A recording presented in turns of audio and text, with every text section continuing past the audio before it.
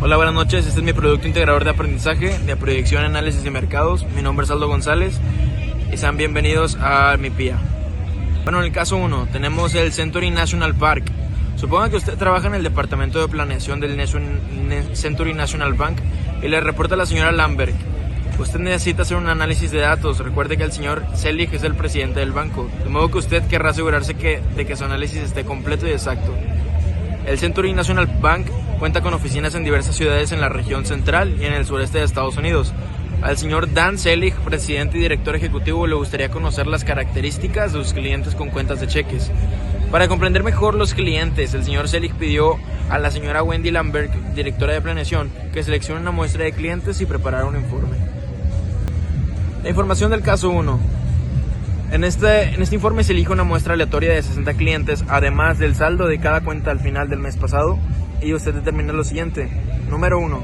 El número de transacciones en cajeros automáticos del mes pasado. Número 2. El número de servicios bancarios distintos, cuenta de ahorro, certificados de depósito, etc., que utiliza el cliente. Número 3. Si el cliente posee una tarjeta de débito, este es un servicio bancario relativamente nuevo respecto del cual los cargos se hacen directamente a la cuenta del cliente. Y número 4, si se paga o no interés de la cuenta de cheques. La muestra incluye clientes en las sucursales en 1, Cincinnati, en el 2, Ohio, 3, Atlanta, 4, Atlanta, Georgia, 4, Louisville, Kentucky y 5, Erie, Pensilvania.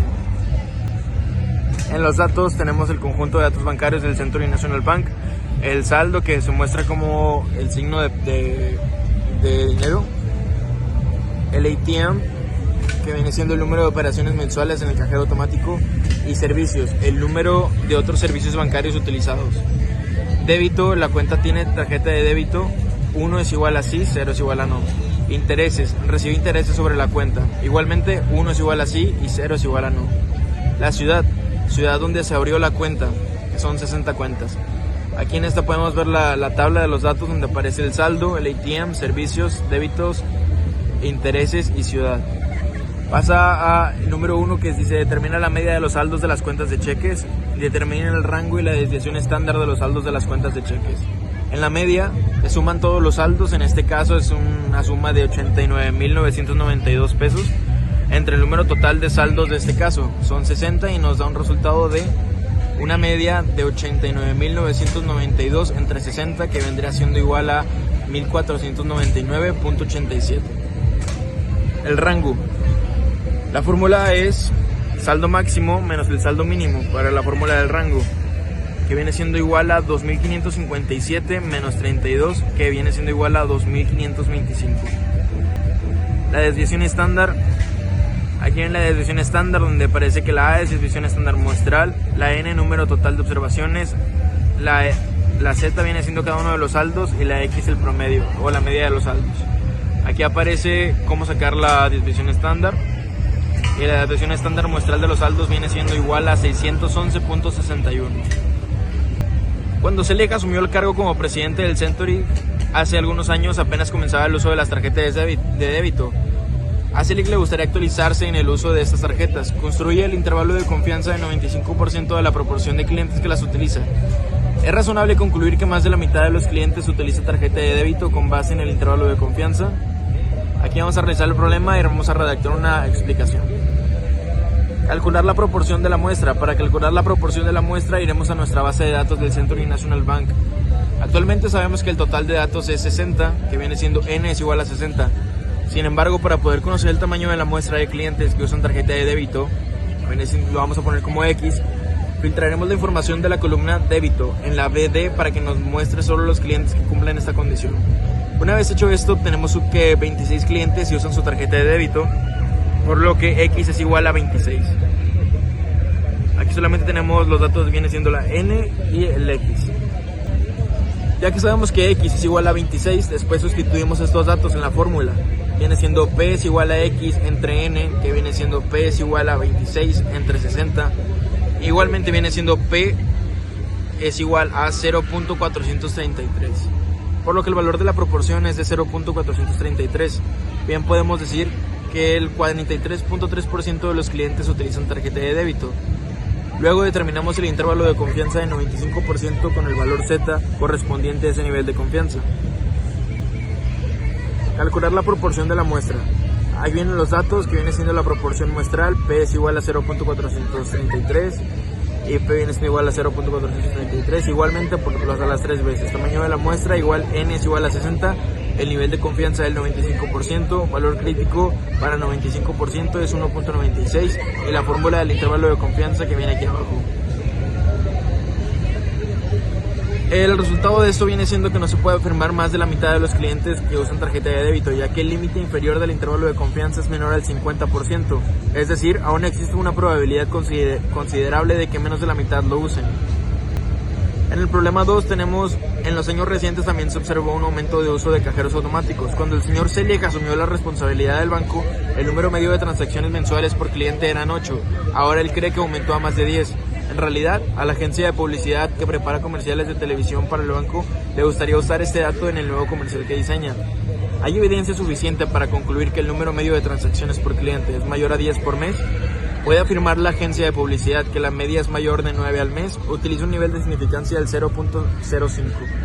Okay, para el paso 1 vamos a hacerlo de 1.671 en Excel, usando la tabla de IKEA. Es mayor, por lo cual se rechaza esta hipótesis. En el paso 2 vamos a calcular la media, nos da un resultado de 1.671 y nos dice que la fórmula es mayor, por lo cual se rechaza esta hipótesis. X, que es con la tabla T, es igual a 10.3, la U es la media hipotética, que es mayor, por lo cual se rechaza esta hipótesis estándar, que viene siendo igual a la tabla T, nos da un resultado de 4.6, y la N, que viene siendo el número de la muestra, es mayor, por lo cual se rechaza esta hipótesis. En el paso 3 tenemos la tabla D siendo un resultado de 1.6 y es igual a menos 17 puntos mayor, por lo cual se rechaza hasta 19. Entonces con la tabla T nos da y al buscar y comparar los datos. En el problema 3 tenemos que el banco tiene sucursales en 4 ciudades distintas: Cincinnati, Ohio, Atlanta, Georgia, Louisville, Kentucky y Erie, Pensilvania. Al señor Selig le gustaría saber si hay alguna diferencia entre los saldos medios de las cuentas de cheques en las 4 sucursales. Si hay diferencias, ¿en cuáles sucursales se presentan? Vamos igual a utilizar un nivel de significancia del 0.05.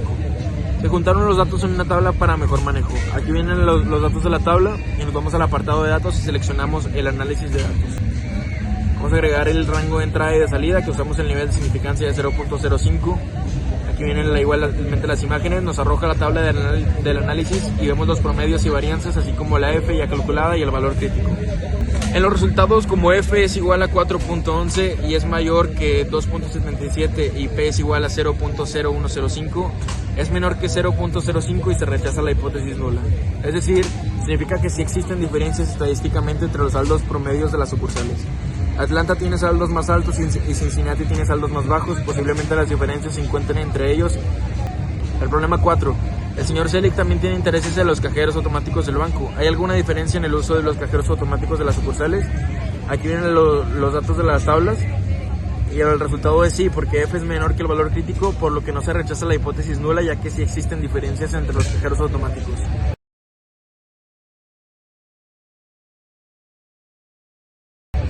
En el problema 5 tenemos que los clientes que poseen tarjetas de débito tienden a usar cajeros automáticos en forma distinta a las que no las tienen. Aquí vienen una tabla de los que no tienen tarjeta y una tabla de los que sí tienen tarjeta. También después podemos ver un poquito de las tablas ITM, las tablas T.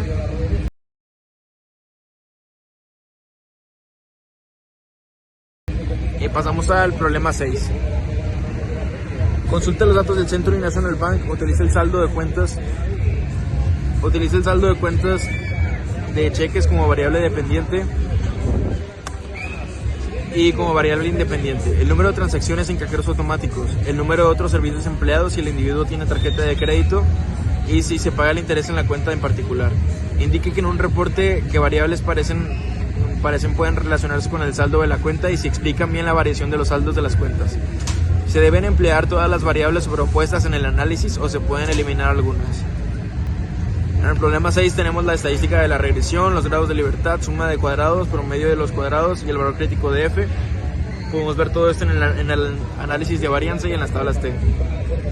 Igualmente, si le damos más abajo en las diapositivas, podemos ver lo que sigue del problema 6. Y como conclusión podemos ver que en la base de la tabla NOVA todas las variables independientes que se vieron son positivas, tienen impacto en el análisis, unas más que otras.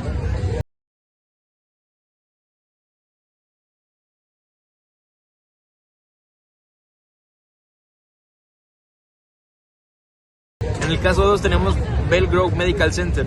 La señora Jean Dempsey es gerente del Centro de Atención de Emergencia de Bell Grove Medical Center. Una de sus responsabilidades es tener enfermeras suficientes para que se atienda con prontitud a los pacientes.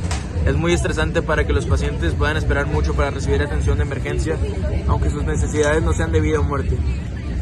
La señora Dempsey reunió la información siguiente respecto del número de pacientes durante las últimas semanas. El centro no atiende los fines de semana. Da la impresión de que hay algunas diferencias en el número de pacientes atendidos al final del día de la semana. Si hay diferencias, ¿cuáles días parecen ser los más ocupados?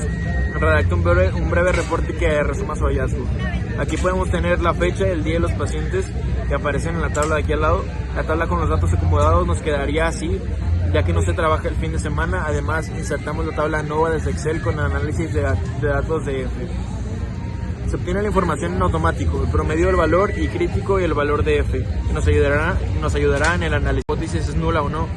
H2, viene siendo que no hay diferencia en la cantidad de pacientes atendidos a la semana, y H1 viene siendo que sí hay diferencia en la cantidad de pacientes atendidos a la semana. En el paso 2 tenemos el nivel de significancia, que viene siendo A es igual a 5%, que viene siendo igual a 0.05. El paso 3 es la prueba de estadística, sigue a la distribución de F. Paso 4, la decisión. Si es que el valor es mayor a F, 15.54 es mayor al valor crítico de F, se rechaza la hipótesis nula. El resultado. Tras ver los resultados del análisis de variaciones, tenemos como resultado que el valor de F, 15.54, es mayor que el valor crítico de F, 3.06. Por lo tanto, se rechaza la hipótesis nula. Teniendo así la conclusión que tras las observaciones de la cantidad de pacientes atendidos en el Bell Grove Medical Center, se puede ver una diferencia significativa en el número de pacientes atendidos a lo largo de la semana. Sin embargo, tanto los viernes y lunes se pueden considerar los días más ocupados de toda la semana, ya que cuentan con un promedio mayor de los otros días, teniendo como solución que la encargada de contratar enfermeras se enfoque en solicitar más enfermeras tanto los lunes como los viernes.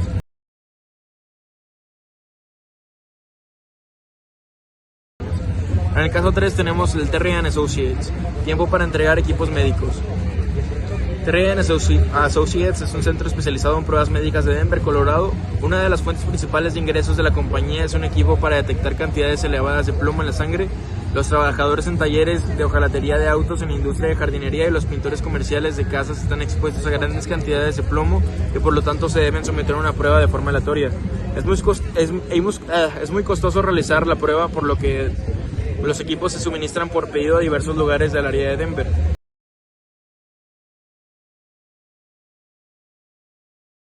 Caitlin Terry, la propietaria, tiene interés en determinar los costos adecuados por entrega.